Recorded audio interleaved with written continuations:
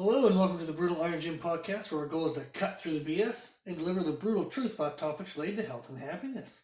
So today's topic is a trainer education, and the topic is working around injuries.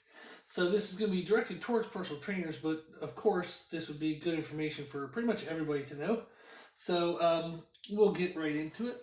So the idea of this is I'll give you some examples that as trainers you will run into that are pretty common, and it's with people having injuries or having issues that are going to affect your training style, like what you want to be able to do with the client, and how we can kind of go about, or how we should go about addressing that.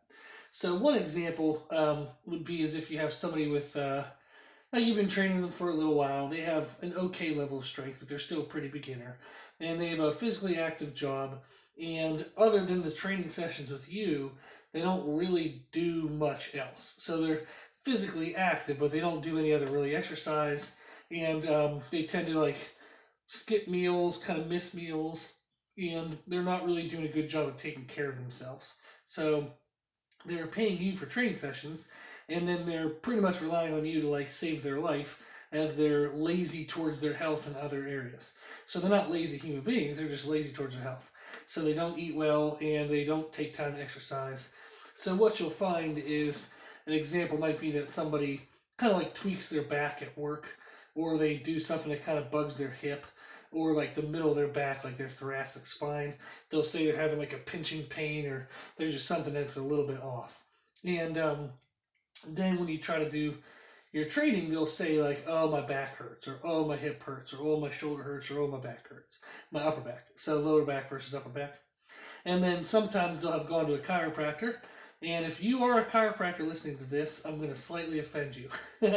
But most chiropractors don't have any education on physical exercise in regards to resistance training. And I understand that there's going to be some therapies that you will have read in a book, and maybe you've tried, and maybe you have taken one or two classes, but that's extremely rare, by the way, for people listening to this, is most chiropractors are not going to be educated on physical exercise. This is like when I made a podcast about doctors giving nutrition advice and how they should not do that because they have absolutely no education on nutrition. But yet doctors do that, which is ridiculous and inappropriate in my mind. So I've told the stories about like where I had a gynecologist give a client like lifting advice, saying like, oh, this female client shouldn't lift weights because it's just going to make them heavier and make their issues with PCOS worse. That gynecologist is an asshole. So even though she's a female, so I had to call their office, yell at the gynecologist. I removed all of my clients from that gynecologist's office. Told all of my clients to not go to her office anymore because she gave them horrible, horrible advice. So that was bad practice on her part, and I don't want her having to learn at my client's expense. So that is ridiculous that she would have given that information, so that advice. So likewise, sometimes chiropractors, the client will come in, they'll talk about having their lower back hurt, and then the chiropractor will say, well, don't do this exercise or that exercise or this exercise. Why? What the hell? Like, chiropractors should not be giving exercise advice. So if they're working with a trainer, the trainer would know how to put the person in a good position to take care of them safely. So I remember when I used to teach at the local university, so I taught at the college level for 7 years, and one of the classes I taught was like a weight training course. And I remember we were not supposed to teach the students deadlifts because they were labeled as a contraindicated exercise, meaning they had more potential harm than they had potential benefit. Well, yeah, anything, if you do it incorrectly, has potential harm. So my decision was to go ahead and teach them deadlifts, but teach them how to do it right. So why in the world would you tell them to avoid one of the best exercises on the planet for strengthening their core and teaching people how to bend over properly to pick things up, which is a pretty useful skill in life? Why would you avoid that simply because like you think the person get hurt when it's just due to poor teaching?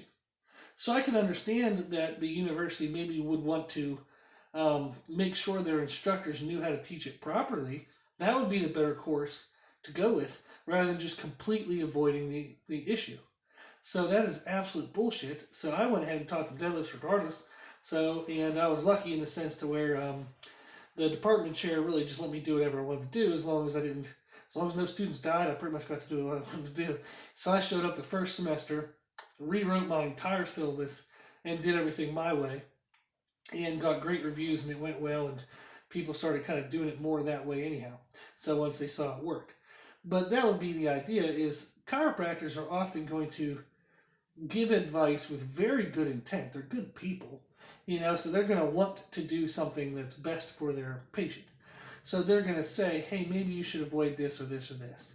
And there is good natured intent behind it, but it's dangerous to give advice when you don't know what you're talking about. So I had one client, I remember he hurt his back, I think in his late 30s, and his doctor told him that he shouldn't do resistance training exercise because it can make his back worse. So for 12 years, he kind of couldn't do weight training because he thought it was bad for him to do. And he kind of do a little bit of cardio, but the problem never went away. His back always hurt. And then the doctor kept saying they were going to have to maybe do surgery. Well, before the surgery, he went and found me. And within 1 year, so after 12 or 13 years of his back hurting, within 1 year, we got him deadlifting over 500 pounds and no back pain whatsoever. So that chiropractor, that doctor who kind of told him not to exercise, is an asshole. Like, that was absolutely ridiculous. You hurt this man's life. For 12 years, you let this man think he couldn't do things. He became overweight, unhappy, depressed, had daily back pain because that chiropractor was an absolute freaking jerk and didn't give advice correctly based on his knowledge. He should have said, I don't know shit about exercise. Why don't you go see a professional in that area? That would have been a much better response. That would have been a very honest and accurate response. So I get fired up because these people are in charge of making a person's life better. You know that you have an audience that's going to value your opinion and want to do what you tell them. And if you don't know what you're talking about, shut the hell up. That is absolutely ridiculous that you would give advice without having the knowledge to back that up. So, I get so mad. But you'll run into that as a trainer. Is somebody will say, I went and saw my chiropractor and they said I shouldn't do this, this, and this. So it kind of depends. You have to take this person by person basis and then also on the comfortableness of your knowledge. So, for example, I've been personal training for 17 years. I actually have done physical therapy and rehab for 2 years at UPMC up in Pittsburgh in Pennsylvania. And I've also just had a bunch of other experiences and education over the years that allowed me to feel very confident with helping people with physical injuries and limitations. So actually over half the clients I work with originated out of some way to address a physical issue that we worked past and are correcting. So it's kind of what I like to do. It's fun to give people back their health. So that's a pretty cool process, is when they thought they were kind of, done with something or they couldn't do anything anymore. It's fun to show them, yes, you can. You just have to be smart and intelligent and do it in this way. So, but what you'll hear is, their chiropractor will give them advice, don't do this, this, and this. So if you don't feel totally comfortable yet in your knowledge to say, well, the chiropractor might have said that, but here's the reasons why we can still do da-da-da-da-da-da-da. If you're like, okay, well, the chiropractor's saying that, and I don't think that's right, but I'd have a hard time to kind of explaining it, then you have to almost work within the boundaries that the chiropractor has set, and we'll talk about that in a second here.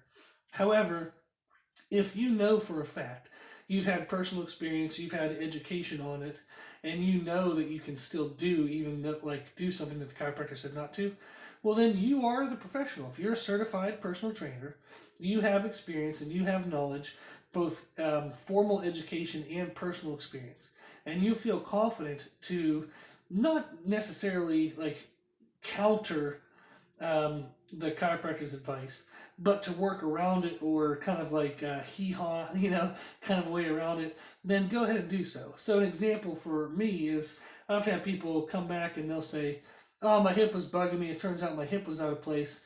So the chiropractor said we can't do any hip exercises for like 2 weeks. That way it'll stay in place.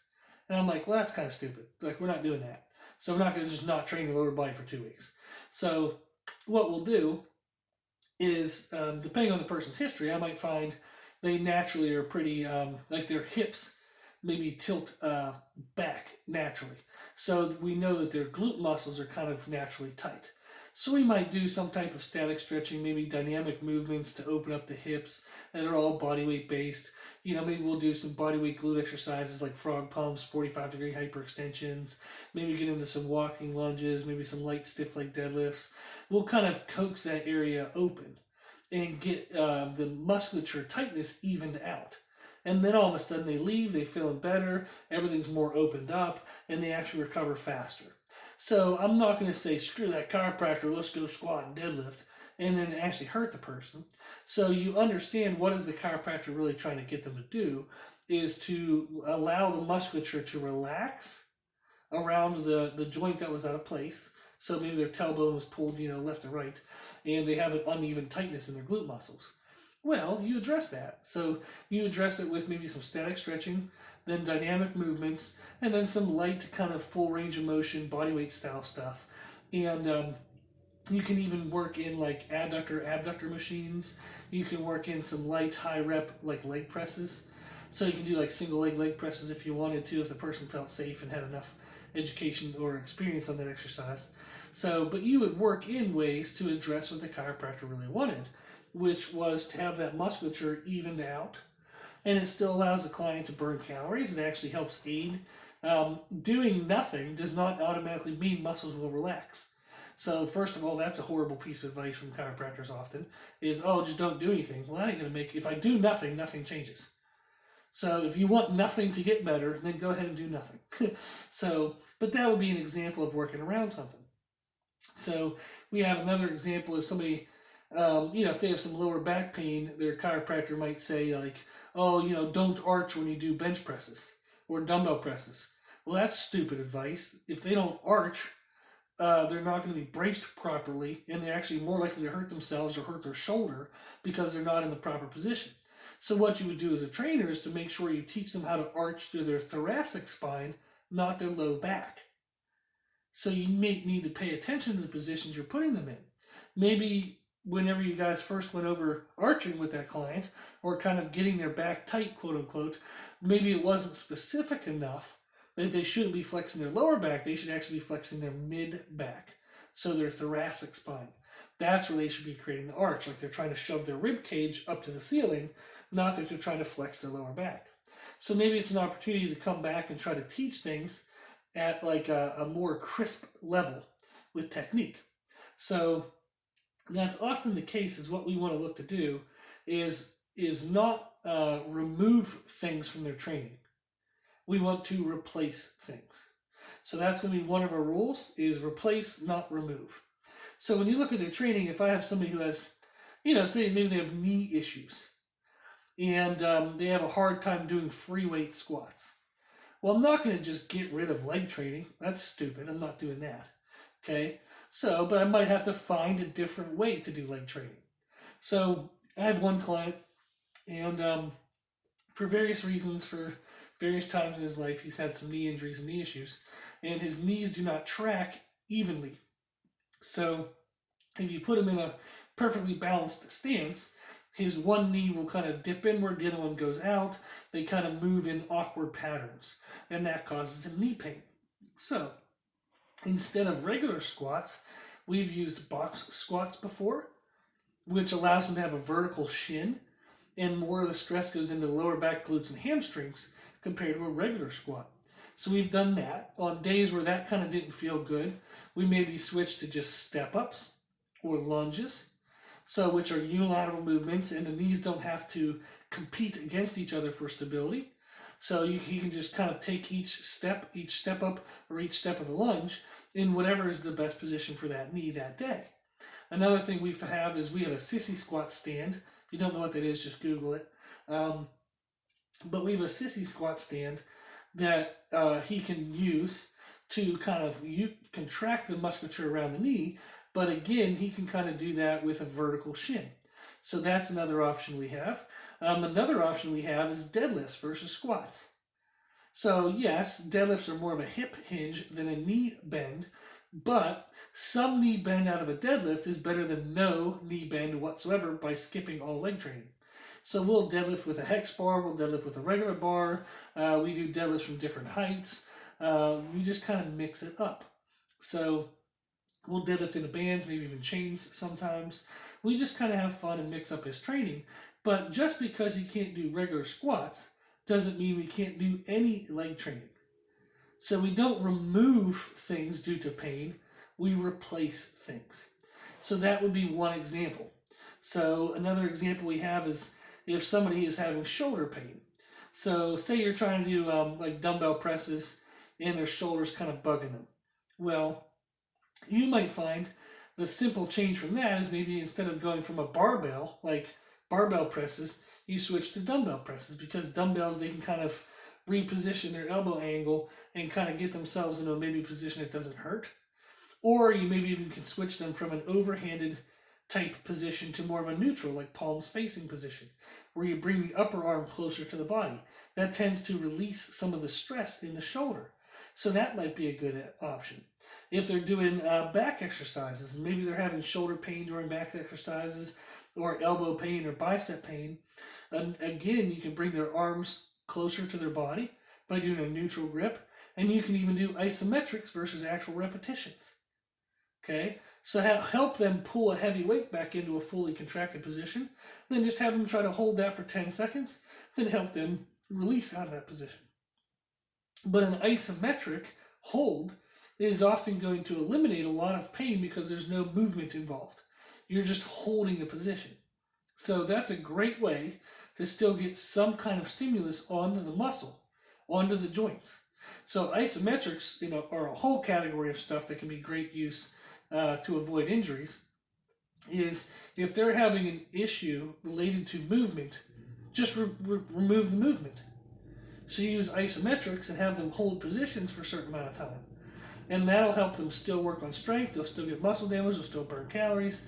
They're still going to have like the heart health effect of exercise. They're still going to get all the stuff that we need them to get in order to move forward, that you absolutely will not get if you don't do the exercise.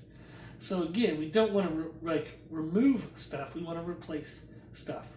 So another example I had is there was a client back I had years ago. They were rollerblading one day in the morning, fell and broke their ankle. So they had to go into the hospital. They got, I think they got like even a little bit of a metal plate put in. They got screws put in. They got a cast put on. Maybe not all in one day. Maybe the first day was just the cast. But they had to see the doctor. They got a cast on, and then we were supposed to train that night. And they were already hopped up on a bunch of pain meds, so they felt fine. So they said they wanted to come in, and I was like, okay. So we came in, and we still trained, even though they had a cast on their freaking ankle. So there was a million ways to do it. So we were sitting down most of the time, and we would still do exercises where I would attach bands to a machine out in front of them, so they could do seated rows against the bands. We attached the bands underneath the bench, underneath like the bar support of the bench that they were sitting on. So we ended up still getting lateral raises. We still got bicep curls. Off the attachment out front of them, we had them kind of do tricep extensions, like almost like tricep kickbacks, but in an uprighted position. So we were still able to train their whole upper body. And then we were still able to kind of turn them sideways and do what's called Polenik holds, which is an anti-rotation exercise for their core. So we had a ton of fun. They were still able to get a really good workout, even though they broke their ankle that morning. But that was an example, an extreme example, but it shows you the possibility is as you get creative, there's still ways to do things. So I remember I had one time had an athlete I was working with who's a swimmer, and they had a pinched nerve in their foot. They couldn't put any pressure on their foot. But we were supposed to train lower body that day. Well, I told them to still come in. So we used a reverse hyperextension machine, and we did leg raises to work on glutes with straight legs. Then we bent the legs to kind of get like a different stimulus of the hamstrings and glutes. We did 45-degree hyperextensions because you only had to have heel pressure not toe pressure on that. So we did 45-degree hyperextensions. They were still able to do the machine adductors, abductors. We were still able to do flutter kicks for the core. So we were still able to do a lot of stuff. We just couldn't put any pressure on their foot. That's fine. There's a million other ways to do things. So I've had clients with hand injuries. So the client had their couldn't hold on to anything with their hand one time. So we used wrist straps for everything. So I would attach straps to their wrist. They had like little D-ring connections, so we could still attach bands to their wrist, and they could still do chest flies, back rows, bicep curls, tricep kickbacks, reverse flies to work on like thoracic spine. We actually put ab straps, like hanging ab straps, we put below, like behind their elbows, so they could still do almost like a cable pull down. Like with like a lat pull down machine. So they just had to drive from their elbows rather than driving from their hands. So there is still a shit ton of things that are possible to do. You just have to be creative. Now, how did I know how to do all this stuff? It was just years of training people. So I have a very open mindset towards training when these things come up, is because I consider it teamwork. So when somebody first came into me and said like, hey, I can't use my hand today, it's like, whoa, shit. Okay. And then you just take a big fat guess at something. You ask them how it went. You start being more creative, and things just kind of naturally flow. So if you don't shut yourself down and say, oh, I don't know how to do that, just pick something you do know, start with that, and then ask them questions, get creative. Don't get in your own way. Okay? You know what's safe for them.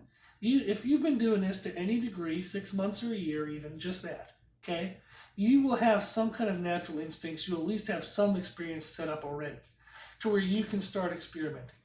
So I think of it to myself is, what is the best thing I can do for that person? If I shut that person down due to my own fears and I deny them the opportunity to take care of their health, that's not very kind on my part. Okay? So I don't want to let my lack of self-confidence take away from their health.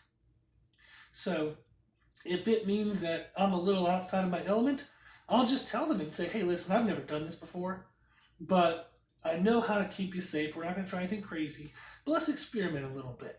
If you want to come in, if you want to work out, or if they're already there, let's see what we can get out of this. Let's just experiment, and who knows what the hell is going to happen, but let's have some fun. So tell them, be open with them, and most people aren't going to care. They just want somebody to help them. They want accountability, so that way they're still in the gym, being active rather than sitting at home being depressed and eating all the food in the house. So they don't need you to be a freaking expert. They just need you to be there, be their friend. Okay? So if you look at this and you're like, crap, I don't know what in the world I'd do if somebody has knee pain, or I don't know what I'd do if they have back pain. Yeah, you do. You do. Okay? Just trust yourself, start smart. So for example, if somebody has like lower back pain, you can start with uprighted exercises. So lat pull down isn't going to really cause any back pain, right? So a seated overhead press machine where they have back support probably isn't going to cause any lower back pain, right? So leg extensions done correctly is probably fine. A seated hamstring curl is probably going to be better than a lying hamstring curl. So if you have that option, that might be a good thing. So just start experimenting. And also a great way to learn is to pretend like you have the injury. Okay? So I have been fortunate, and we'll just say it that way in quotations, fortunate, that I have had 17 muscle tears. And I've torn 6 ligaments. So I'm well aware of what it feels like to have certain injuries and how to work around them. But don't do that. If you don't have to be injured, don't. But take an example of one day and say, hey, what would I do today if I couldn't use my lower back for support or brace? Okay, what would I do today if I couldn't bend my knee? How would I still train my legs if I couldn't bend my knee? So set up experiments like that. So I've had days where I had to train somebody's upper body and I couldn't bend their elbow.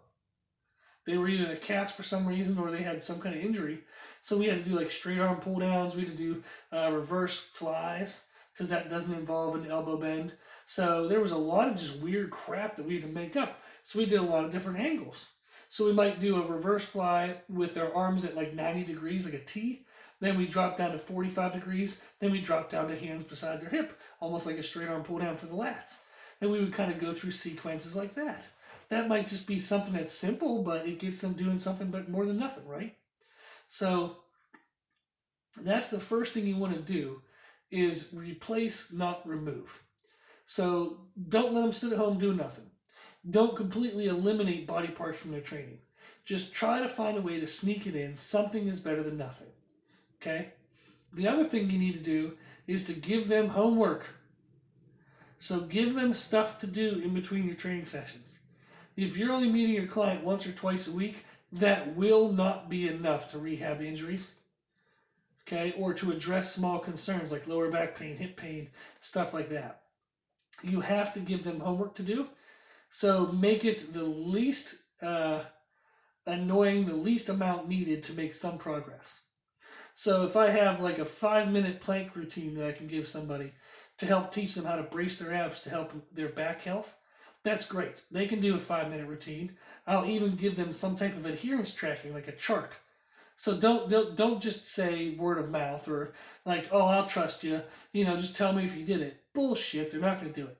So give them a chart. Give them something they can check off, and they have to turn it into you every week. They will feel more guilty turning in something that has no's or X's on it, rather than they will just kind of lying to you and say, well, yeah, I couldn't get it in that day. And then you say to yourself, it's 5 minutes. You tell me you couldn't find 5 minutes to take care of your own damn health? That's bullshit. You might want to say it in a more loving way. But that's what I essentially get across to my clients. Is like, your back hurt all damn day, and you tell me you couldn't find 5 minutes to try to address that? That's dumb. Like, come on now. We're better than this. You found 30 hours to watch TV and you couldn't find 5 minutes to do a damn, drill that might get you out of pain, that might make you feel better. Come on, we can do this. Let's do it again together. And then you show them again. But you give them homework, okay? So what you want to do is try to find a balance between what is the best thing possible for them to do versus what they'll actually do. So you have to be honest with them and talk to them and tell them, hey, this would be the best thing, but I don't think we're really ready for this. So maybe it's like a 20-minute routine you have to have them do in the morning and the evening. And be like, crap, that ain't, they're not going to do that. So edit them. Tell them what it would be best, but then edit it down to an amount that they'll do, and then tell them you're going to work back up to that best amount. Okay? But meet them in the middle. Get them doing something rather than nothing. Now, if you're not sure what to do, okay, in order to help somebody's issues, good luck. So it does take time. You have to do a lot of reading and research. So Smashworks, Smashworks, is by a guy named Travis Bachmeyer, is a good resource on YouTube. Kelly Starrett has Becoming a Supple Leopard, which is a weird title, but Becoming a Supple Leopard, he has 2 books. Those are really good. There are books out there for lower back health, and one of them is, like, the author's name is Stuart McGill. So he wrote a book with a powerlifter named Brian Carroll, and that's a really good resource as well. It's called Back Mechanics. And they have another, The Gift of Injury is another book that's really good. So I've actually bought textbooks from friends of mine who are chiropractors and physical therapists. I'll ask them what they read through school, and I went out and bought them. So they're stupidly expensive books, and they're very boring, but it's a shit ton of really good information. Movement therapy, or there's something about functional movement by Gary Cook. So that's another good book. So that's a big, thick one you could check out. But there's a lot of really good books out there. So if you're interested in that, shoot us an email at brutalirongym@gmail.com, and I'll send you the list of the books that I have. But that's a good couple names to get you started, okay? So look into it, make friends with a chiropractor, physical therapist. Even schedule an appointment. I've actually scheduled an appointment with a physical therapist and said, hey, if I have this injury, what would you tell me to do? So I have invested my own money and done stuff like that. So it makes you a much better trainer, and it allows you to help people. So my goal is to help people. If somebody comes to me and they're beat up and I have to turn them away, I'm going to feel like crap. I didn't do a very good job of taking care of that person. So if I invest, $80 into a training session or two with a physical therapist, that's well worth it. I'm going to be super excited to be able to share that information with people more than I would be, bummed about losing, $80. So it's important that